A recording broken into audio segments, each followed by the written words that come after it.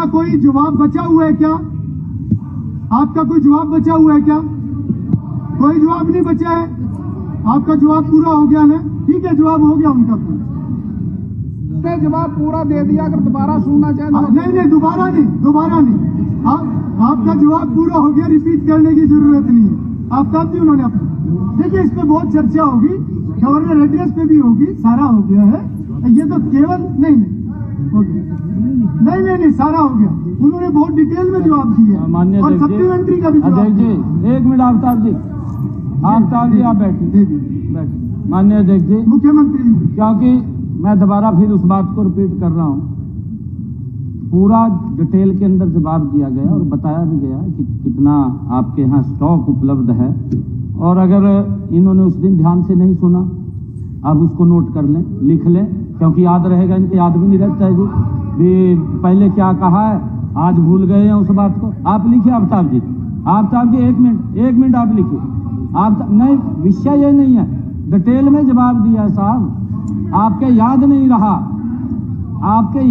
रहा तो लिख लो। नहीं तो मैंने आदित्य जी को एक बात कही है माननीय अध्यक्ष जी कि आपको अगर ज्यादा डिटेल में जवाब चाहिए तो मैं लिखित रूप में भी आपको पहुंचा दूंगा, हम पूरा पहुंचा देंगे। कहीं कोई खाद की कमी नहीं है। एक इस प्रकार का अफवाह फैला करके मैंने कहा है कि ये सीजन है, धान का सीजन आता है और अगला सीजन है। मैं भी किसान का बेटा हूँ, गरीब किसान का बेटा हूँ मैं, मुझे मालूम है खाद की जो समस्या है। एक मिनट आदित्य जी आप बैठिए प्लीज। नो आदित्य जी आप बैठिए।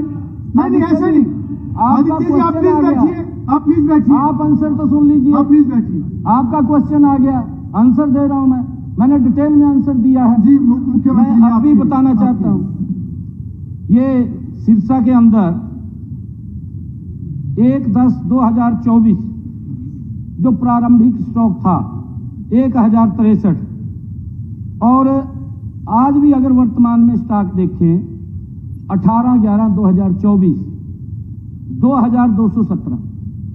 देखिए माननीय अध्यक्ष जी, मैं बार बार इस बात के लिए कह रहा हूं क्योंकि दोनों फसलों का एकदम वो उठ रही है, अगली तैयार है, अगली हमने बोनी है, और उसके अंदर थोड़ा किसानों के अंदर ये होता है कि मैं अपना सामान अपने घर में रख लूं, मैंने अगली फसल बोनी है, एक दिन का उसके अंदर होता है, उसके कारण थोड़ा डिस्टर्बेंस होता है। खाद की कोई कमी नहीं है और खाद पर्याप्त मात्रा में है, हम भेज भी रहे हैं। चाहे वो हिसार की बात की है हमारे जस्सी जी ने, मैं अभी आपको बता देता हूं 2087 MT आज भी उपलब्ध है।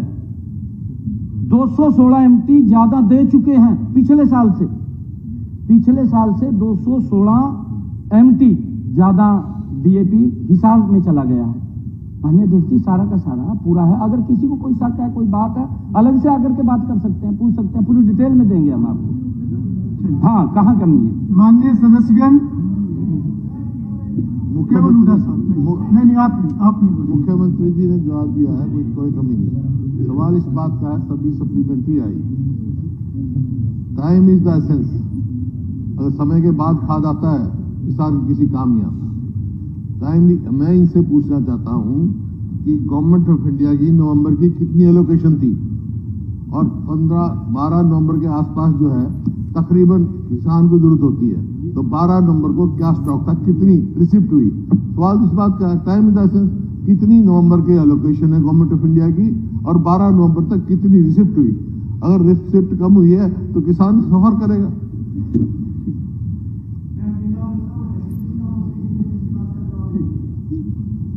माननीय अध्यक्ष जी, जो हमारे नेताजी ने क्वेश्चन किया है मैं आपको बता देता हूं। जो DAP है, नवंबर के लिए आवंटन 1,10,200 मीट्रिक टन ये था, और 17/11/2024 12 नवंबर तक आज मैं आपको सारा इसके अंदर बात पूरा डिटेल में दे रहा हूं। जो वर्तमान हमारे पास स्टॉक है आज तक उपलब्धता DAP की आज की बात कर रहा हूँ जी, आज भी हमारे हरियाणा मैं स्टेट के अंदर वर्तमान का पूछ ही रहा, मैं एसेंस ऑफ टाइम पूछ रहा हूँ। टाइम की एसेंस है 12 तक कितना स्टॉक था आपका, जबकि अलोकेशन होगी गवर्नमेंट। माननीय अध्यक्ष जी, उसकी पूरी डिटेल के अंदर मैंने बात बताई है। माननीय हमारे नेताजी को अगर और इसकी जानकारी चाहिए तो अगर आपको कोई हम स्पेसिफिक उनको जानकारी किसी टाइम पीरियड की चाहिए, क्योंकि टाइम पीरियड भी इम्पोर्टेंट होता है, तो वो प्लीज आप उनको भिजवा दीजिए।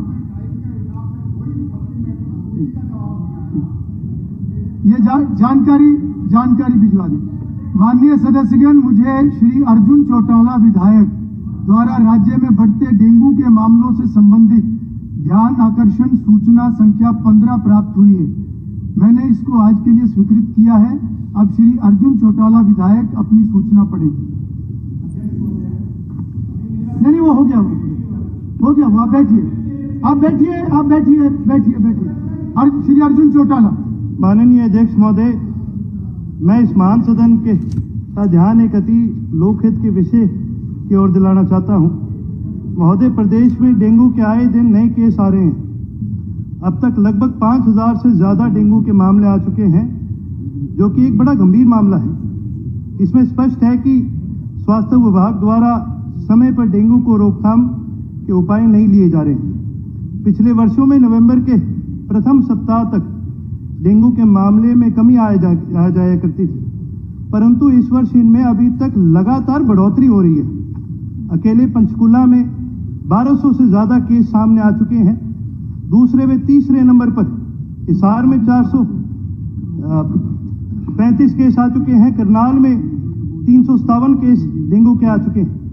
डेंगू की बीमारी को अगर ठीक से समय पर इलाज ना मिले तो घातक भी साबित हो सकती है, जिसका मुख्य कारण सरकार द्वारा समय पर रोकथाम के आश्वायक कदम न उठाए जाना है। इस कारण लोगों में सरकार के प्रति भारी रोष व्यक्त है। अतः सरकार इस सदन के द्वारा अपने व्यक्तित्व देकर स्पष्ट स्थिति को पूरी स्पष्ट तरह से साबित करने का काम करे।